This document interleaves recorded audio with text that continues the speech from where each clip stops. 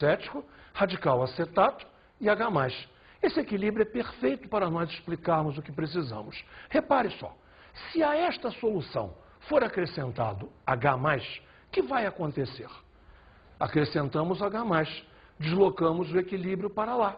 Se acrescentamos H+, e deslocamos o equilíbrio para o ácido acético, fizemos a seguinte mágica: transformamos H+, que é ácido forte, em ácido acético, que é ácido fraco. Agora, e se houver um acréscimo de hidroxila? Não há problema, o tampão resiste também. Veja como. Se eu acrescento hidroxila, esse H+ reage. Esse H+ reage com a hidroxila, transformando essa hidroxila em água. Caiu a concentração de H+. O que faz o ácido acético? Repõe.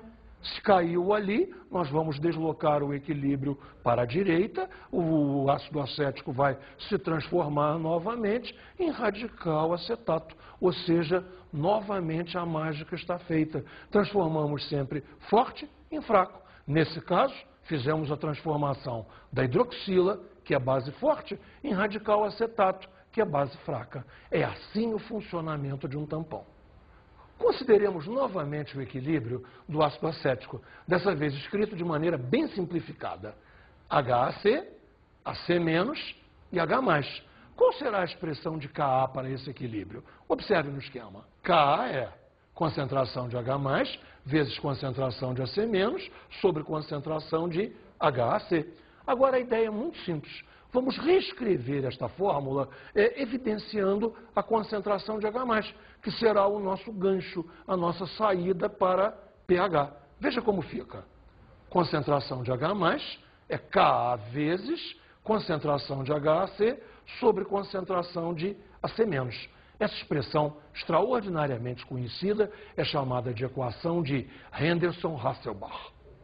A equação de Henderson, como é mais conhecida, também pode ser aplicada para bases. Vamos ver como é que funciona para uma base a mesma ideia de Henderson, só que agora aplicada à amônia. Observe, amônia mais água, dando amônio e hidroxila. Vamos escrever o Kb dessa equação?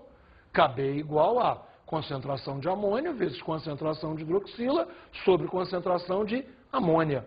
Para passar para a equação de Henderson, faremos o mesmo truque, só que dessa vez não com H+. Como é uma base, usaremos a concentração de OH-, a concentração de hidroxila. Me siga na tela. Concentração de hidroxila igual a Kb vezes concentração de amônio A sobre concentração de amônio O. Isso aí é a outra forma, vamos dizer assim, é a forma básica, não ácida, básica da equação de Henderson-Hasselbalch. Professor, o senhor não escapa sem explicar o sangue.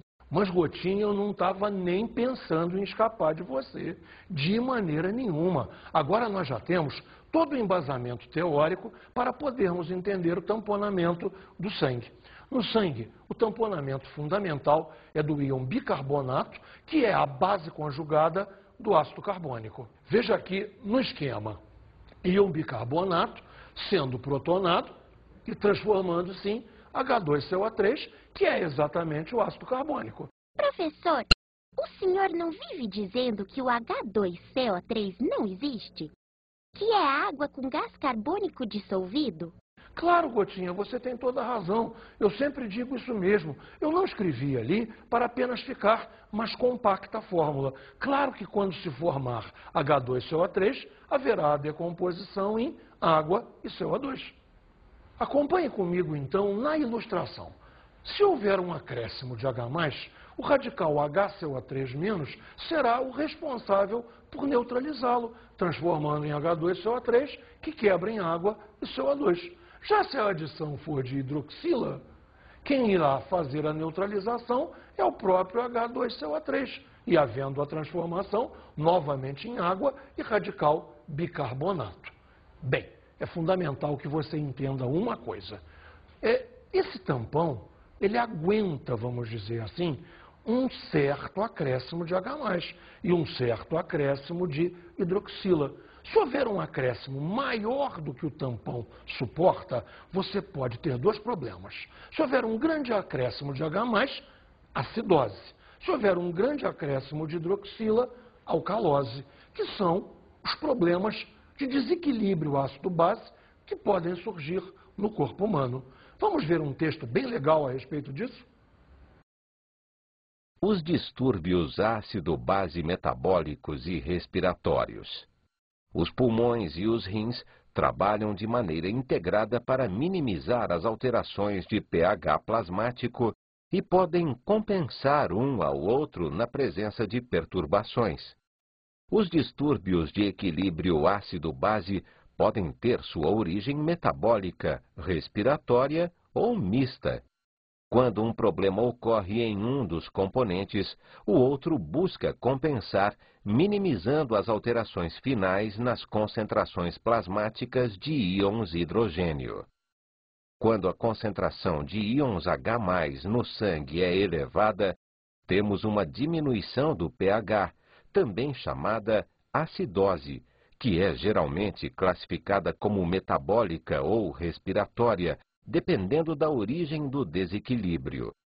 Já a alcalose é o distúrbio inverso, ou seja, há um aumento do pH sanguíneo em virtude da diminuição de íons H+ no sangue. Em comparação à acidose, a incidência de alcalose é considerada rara. Caso providências não sejam imediatamente tomadas, esses dois distúrbios podem levar o indivíduo à morte devido ao colapso metabólico que é produzido. Viu esse texto que legal? Pouca gente sabe disso, mas erro de pH mata. Acidose, alcalose podem ser absolutamente mortais. Agora você sabe muito mais sobre isso do que você sabia antes. Por falar em saber, está na hora das nossas dicas de estudo.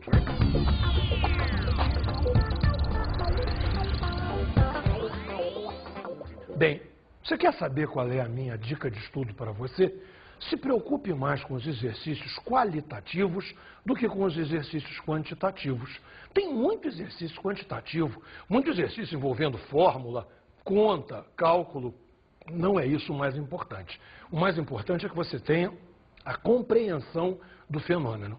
Veja, foram dois temas fundamentais: hidrólise salina e tampões. Se você dominar qualitativamente, olha, 80% está resolvido. Bom trabalho, estude bastante, muitos exercícios.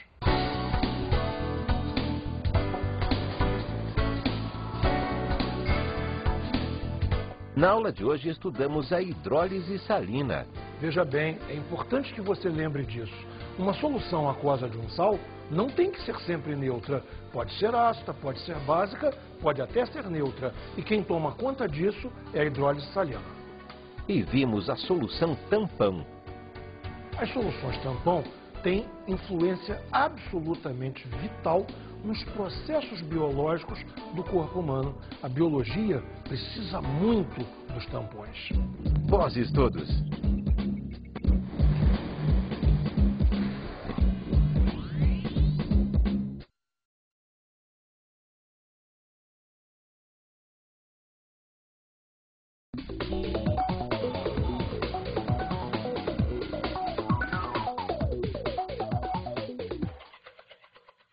Professor, meu querido, minha colega professora, esse trabalho de hoje é absolutamente vital.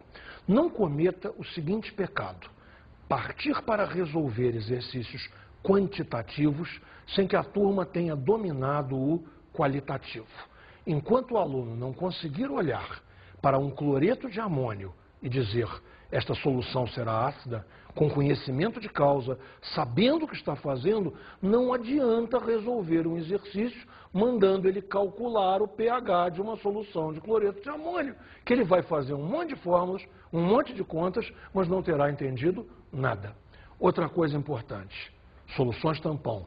Focalize sempre o qualitativo, a compreensão, como funciona o tampão. Fazer conta é consequência. A química é a ciência do entendimento do meio ambiente, do entendimento da vida. Se precisamos fazer uma matemática aqui ou ali, fazemos, mas o entendimento tem que estar acima, tem que vir em primeiro lugar. Um bom trabalho para todos nós é o que desejo a você sempre.